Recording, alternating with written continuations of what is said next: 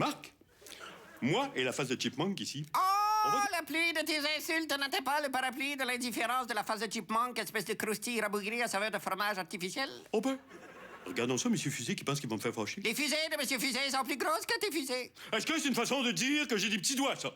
Ah, Tout le monde sait que j'ai des très grands doigts. ah. J'ai une petite bisoune, mais des grands doigts. OK, quand tu disais fusée, tu parlais vraiment de missile. Hein? Le leader suprême du pays du matin calme est un fin stratège et un grand psychologue. Il va annihiler le petit chef à la face de vessie grâce à sa puissance nucléaire et son sens de la répartie. Moi, t'en faire un sens de la répartie, moi. Face de Chipmunk! Le tubercule vieillissant surmonté d'un moton de poil pubien a déjà utilisé cette insulte. Grosse face de Chipmunk! L'intellect de la tête de scrotum s'incline devant celui du puceron. Oh! Oh, c'est beau, ça. C'est très oriental. C'est typiquement coréen. J'adore ça. Je te félicite. Le sérénissime leader suprême maîtrise l'art de la diplomatie. Oui, parce que c'est ça qu'on fait. Hein, Marc? Les gens à la maison, prenez des notes. C'est de même que ça se gagne une guerre. Face de Chipmunk! OK, on se retrouve à la finale nationale de Slam and Whisky. Oui, mon Kim. Face de Chipmunk! C'est moi qui ai eu le dernier mot. Bonne émission, tout le monde. Marc, en passant, moi, je rebaptiserai ça Fake News, Sexe et Mensonges. Pensez à ça.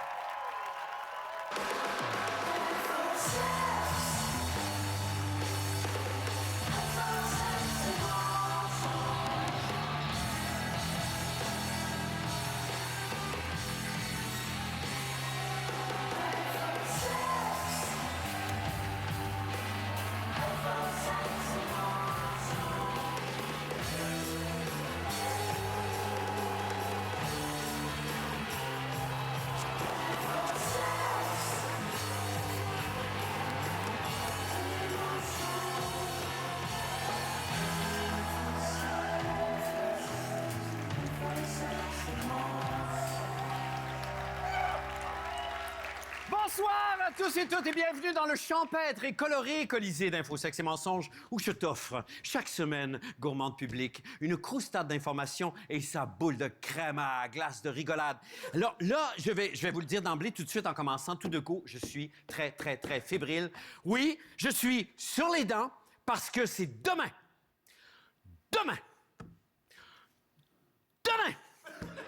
qu'on va savoir si Uber nous quitte.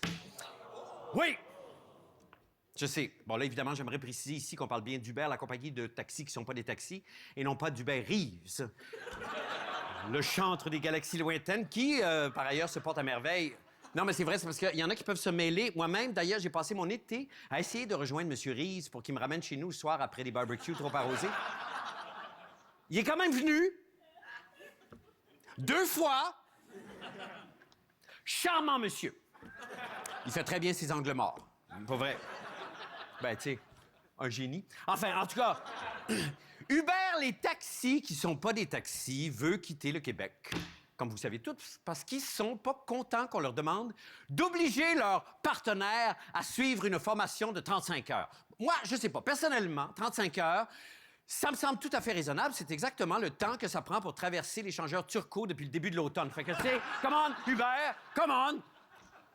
Mais là, la bonne nouvelle, par exemple, c'est que si jamais ils s'en vont, on va pouvoir voir par où ils vont passer en les suivant sur l'application.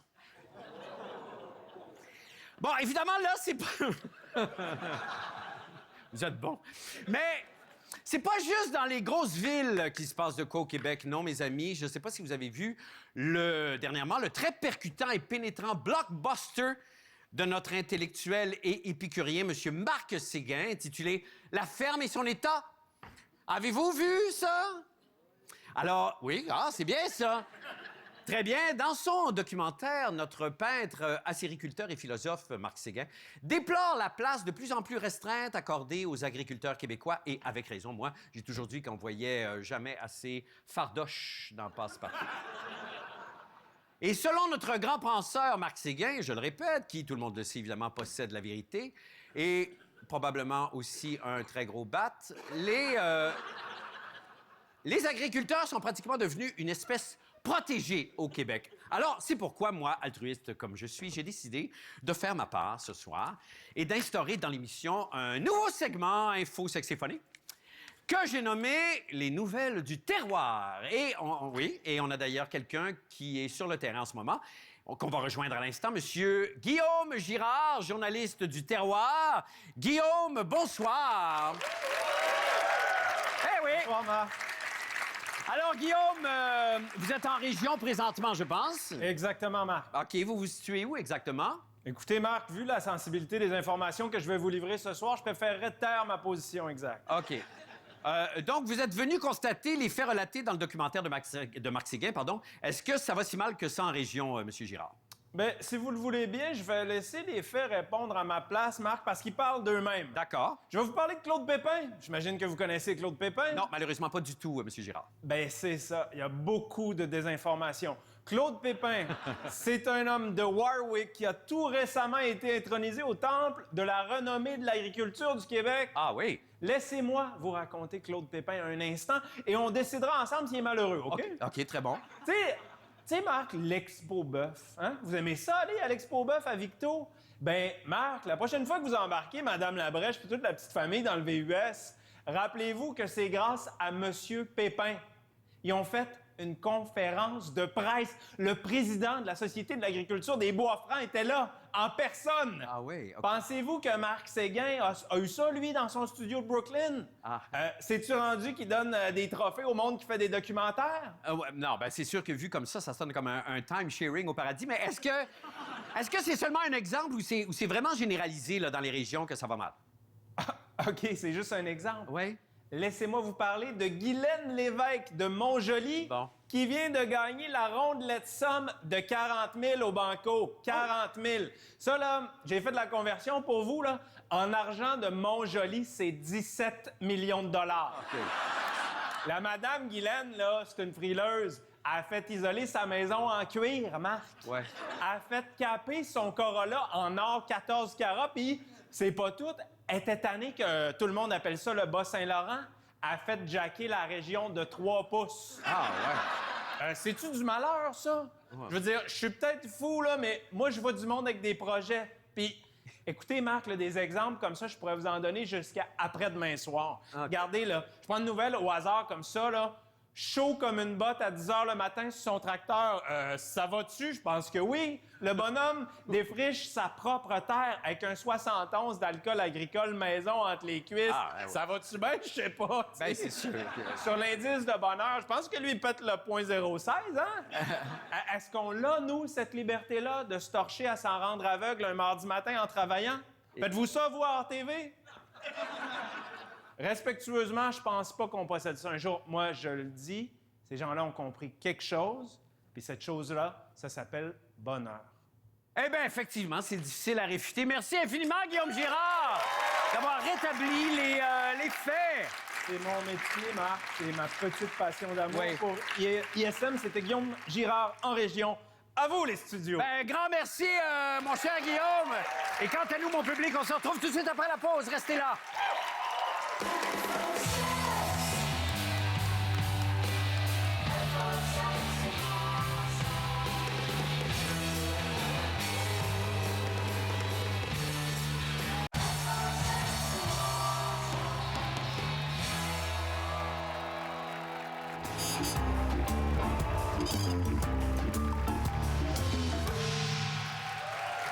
Eh bien, me revoilà en compagnie de notre grand journaliste d'enquête, M. Pierre Brassard, qui est avec nous cette semaine. Bonsoir. Pierre, Marc. bonsoir. Bonsoir. Alors, Pierre, il paraît que Marie-Maude Denis et Isabelle Richer vous ont demandé de joindre l'équipe d'enquête. Oui, ça va être annoncé la semaine prochaine. D'accord. Et puis, ils sont pas Très du tout heureux. d'accord, en fait. Pardon? Ils sont pas du tout d'accord avec Ah. l'idée. Ah bon, d'accord. Parce qu'ils ont peur que je déterre des vieilles choses. Alors, Vous êtes toujours heureux, Pierre, de faire ce qu'on fait? Oui, mais Marc, ça fait longtemps qu'on collabore quand même, on Ouais. peut dire. Là, il y a un petit nuage. Ah. C'est parce que j'aime bien être ici, là, évidemment. OK. Je profite toujours de la petite bouteille d'eau dans la loge. Toujours un Le plaisir. craquelin salé. Oui, Et évidemment, oui. La conversation semi-pertinente avec une personne de la relève de l'humour. Oui. Oui, parce qu'on parle. Mais là, c'est la première fois dans notre collaboration qu'on m'impose un sujet. Ah oui? Alors, on m'a forcé à couvrir un événement qui revient chaque année. OK. Alors, voici donc un reportage autour d'une tension dans l'équipe et d'un sujet imposé par Infosex et Mensonges. D'accord, on regarde. Beaucoup de tension.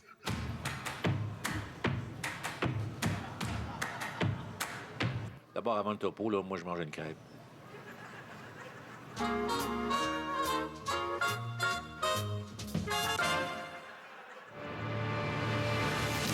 Derrière moi, la salle de rédaction d'Info Sexe et Mensonges. Il y a une crise dans l'équipe. On veut m'envoyer aux pommes. Moi, je veux pas. Ça restera pas de même. Garde, c'est pas comme si j'avais pas d'offre sur la table. Je suis comme Michael Douglas, son personnage de Gordon Gekko dans Wall Street. Le premier extrait. Ah, Bud Fox, chaque jour j'étudie 100 affaires.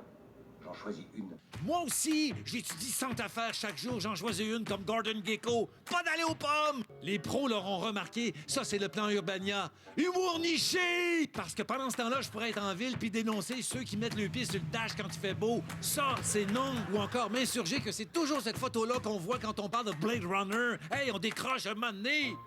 Pas aller aux pommes, j'aurais pu me réjouir d'un touriste qui a eu un double ticket.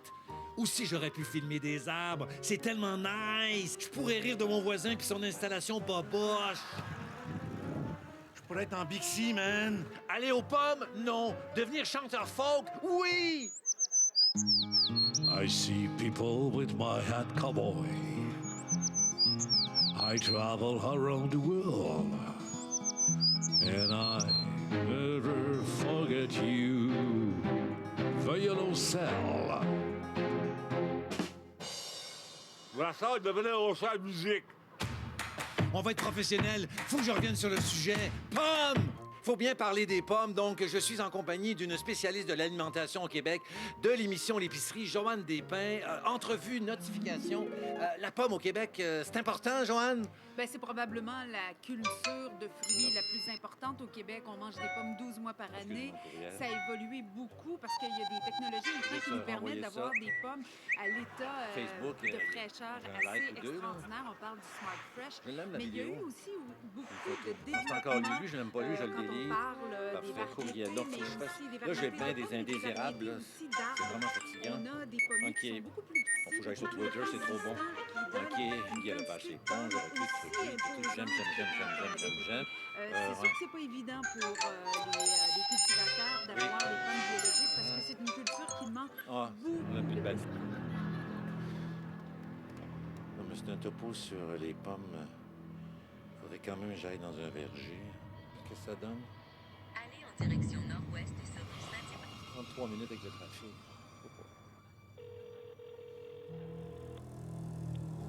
Bonjour. Oui, bonjour. Je veux savoir, c'est quoi vos heures d'ouverture en semaine? C'est de 9h à 4h30.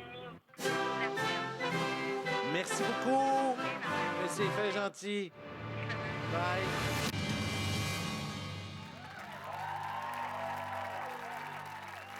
Excellent. Vous en êtes bien sortis? Mais quand même, malgré tout, oui. moi, dans l'adversité, évidemment, je mourre et j'ai foncé Exactement. dans un presque verger. Mais quand même, quelques statistiques là, pour les gens qui s'intéressent aux pommes. Aucune image de pomme dans le reportage, c'est un peu épatant. Alors, en ce moment, là, en octobre, la Spartam est à la mode, la Gortland et l'Empire. Puis sur les tablettes, on a eu droit à la Sunrise, mais ça, c'est au mois d'août. Alors... il y a plusieurs façons de cueillir la pomme, parce que là, évidemment, je suis en mode rattrapage en ce moment, évidemment. J'ai évité le sujet. On tire pas sur la pomme, on tourne à peine et elle va venir. Il y a sur YouTube... elle va se laisser aller. OK, vous voulez dire quand on la cueille? Oui, c'est ça. OK, d'accord. On la shake pas. Non. Et sûrement que... c'est une vidéo qui existe sur YouTube, ça, et la vidéo est aussi courte que mon explication. Et il faut aussi faire attention, c'est que on est fiers de nos pommes, hein. On arrive à la maison et... on les met dans le bol. C'est préférable de les mettre au frigo, simplement. Elles vont moins dépérir rapidement. Sinon, elles vont devenir, comme on dit dans le métier, farineuses. Alors, autre statistique, on la rince, hein, évidemment, juste avant de la manger. Et puis, on grimpe dans l'escabeau et on fait face au vertige, ainsi qu'en terminant... Je vous dirais en 10 secondes, Marc, je souhaite à tout le monde une belle saison des pommes et la récolte est de 2 % inférieure à l'an dernier. Alors, on se ramasse, on se retrousse les manches, tout le monde. Merci. Et on va aux pommes. Merci. Merci à toi, Marc. Merci, bravo. Merci. Dites bonjour à Mme Brassard. Oui, je ne manquerai pas. Et je sais pas si vous aimez les... Je Je sais pas si vous aimez les psys. Me semble que c'est... Il faut quand même, dans le métier qu'on fait, y aller de temps en temps. C'est ça. Et en fait, c'est un petit sideline que je pratique. C'est bien. Que vous savez peut-être. Oui, j'ai vu ça. Et c'est un petit sideline qui va plutôt bien. Alors, je vous présente mon deuxième cas.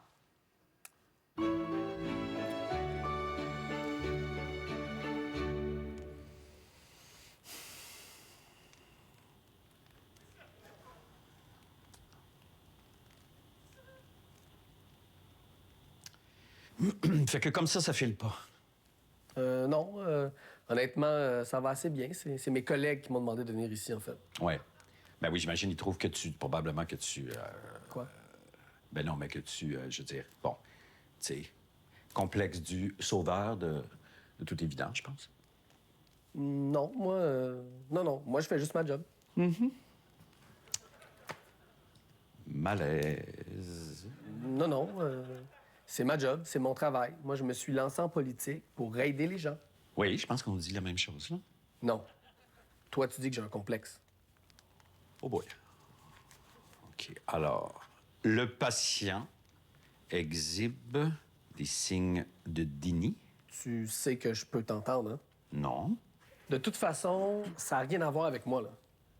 À Québec solidaire, c'est une politique qu'on a, dans le fond. Tous les députés doivent aller consulter. On fait ça pour que tout le monde reste équilibré. Puis, on n'avait pas beaucoup de budget, fait que... Fait que quoi? Ben, t'es le seul psy qu'on peut se payer.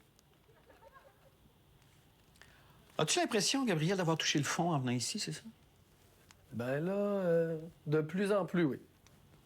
OK, bon. Alors, fait qu'on a déjà dit complexe du sauveur. Non. Beaucoup de déni? Non. Est-ce qu'il y a d'autres choses? Ah ben, tu sais quoi, il y a peut-être une affaire, ouais. Oui. Mais il faut vraiment que ça reste entre nous, par exemple. Ben oui, évidemment, ça sort pas d'ici, là. Je pense qu'il y a une partie de moi qui aurait aimé ça être fantaisiste. Fantaisiste. J'ai un clown intérieur, Marc. Puis des fois, j'ai l'impression qu'il étouffe. Ah ben ça c'est très intéressant que tu dis ça, parce que moi, très sincèrement, j'ai un petit politicien intérieur. Il est cute, puis il parle avec ses mains. Beaucoup. Tu me niaises-tu? Là? Non. Et je vais te le dire, moi j'ai un complexe de sauveur. Puis en plus, moi, je fais un peu de déni, pas vrai. Faut vraiment qu'on ait plus de budget. Est-ce qu'on se revoit la semaine prochaine? Non.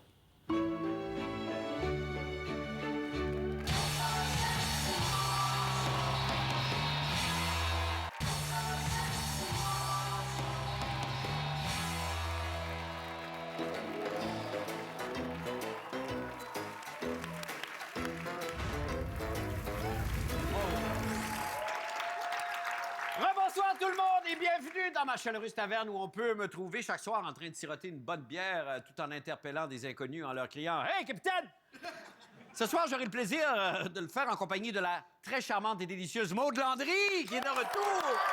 Hey! Bonjour. Bravo. Merci. Ça va bien, Maude? Ça va bien, toi? Oui, très, très bien. Merci. Marc, Oui. cette semaine, j'enquête sur un sujet qui est pas sur toutes les lèvres, mais qui parfois cogne aux portes, les scouts. Oui.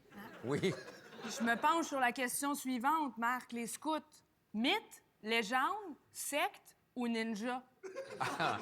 Et la réponse est gang de rue, Marc. Ah oui. Oui. Ah ouais. Beaucoup de ressemblances entre les gangs de rue et les scouts. Oui. Entre autres, c'est une gang, hein? Oui. 100 000 scouts. Qui dit gang dit chef. Oui. Et un des chefs scouts s'appelle Balou. C'est-tu pas assez un nom de proxénète pour toi, ça, Marc? Vu de même. Sinon, Marc, ce qu'ils portent au cou qu'ils appellent un foulard est en réalité un bandana aux couleurs censées représenter dans quel clan criminel ils appartiennent. OK, Marc? Puis là, je vais te montrer quelque chose, Marc. OK. Les scouts portent leur foulard de même. Oui. Tu sais, style Louise qui s'en va pour un road trip en décapotable avec sa chum. Oui. Style chien Mira. Oui. Ouais. Sais-tu pourquoi ils le portent de même? Non? Parce qu'en un rien de temps, Marc, haut les mains! Ah oui, c'est ça. Ben oui. Haut les évidemment, c'est mains, ça. j'ai un couteau suisse. Oui. C'est moi, Marc, là. Oui, non, je savais. Pas peur. Je savais. Marc, ils ont l'air inoffensifs de même, les scouts. Mais tu sais qu'ils peuvent partir un feu de même, avec rien. C'est vrai. Quand il y a un W qui pogne en feu sur ta chevaux, tout de suite, on met ça sur le dos des motards puis de la mafia. Jamais on accuse les scouts. T'as bien raison. Pourquoi? Parce qu'ils ont un bon alibi. On les a pas vus cette fin de semaine-là. Ils étaient en camping. Ah ouais? OK. Ah ouais, j'avais pas pensé. Oui. Puis Marc, ils sont connus pour faire des bons nœuds, les scouts. Oui. Mettons, tu kidnappes quelqu'un, Ouais. que hein? Tu l'attaches, puis tu fais, pour pas qu'il s'en aille, tu fais des bons Nœud? nœuds. Oui. Tu vois, elle arrête pas de tourner, Ah ouais? la roue. Oh, non, non. Elle arrête Eh pas non. de tourner. Eh non, t'es vraiment en feu. Les badges, Marc. Oui. Travail d'équipe, famille, recyclage, premiers soins, toutes des affaires qu'il faut savoir pour casser des jambes en forêt. par exemple. Oui. Oui. J'avoue, j'ai déjà été dans les scouts. C'est vrai? Oui, à 11 ans, mon totem, c'était écureuil impatient. Ouais. Puis j'ai resté une journée dans les scouts, une seule journée, mais tu sais ce qu'ils disent? Scout un jour, scout toujours. C'est vrai. C'est impossible de s'en sortir. Non. C'est comme les motards, hein? Qu'est-ce qu'ils disent? C'est facile de rentrer quelqu'un d'un scout, mais c'est pas facile de sortir d'un scout quand il rentre parce qu'il sort, parce que la police s'est tassée, puis... En tout cas, Marc, prochaine fois qu'un scout vient cogner à ta porte te vendre du chocolat, puis en passant, parenthèse, le chocolat, c'est une drogue, hein? Ils en vendent, mais ils en consomment aussi. Et sois smart avec, puis achète-y son chocolat, puis fais attention à ce que tu dis. OK? Parole de scout. OK. Parfait. Merci infiniment, Maud Landry. Merci beaucoup. Bravo. Science, intelligence, perspicacité, jeunesse, entrain. Merci tout le monde. On se revoit la semaine prochaine. Bye.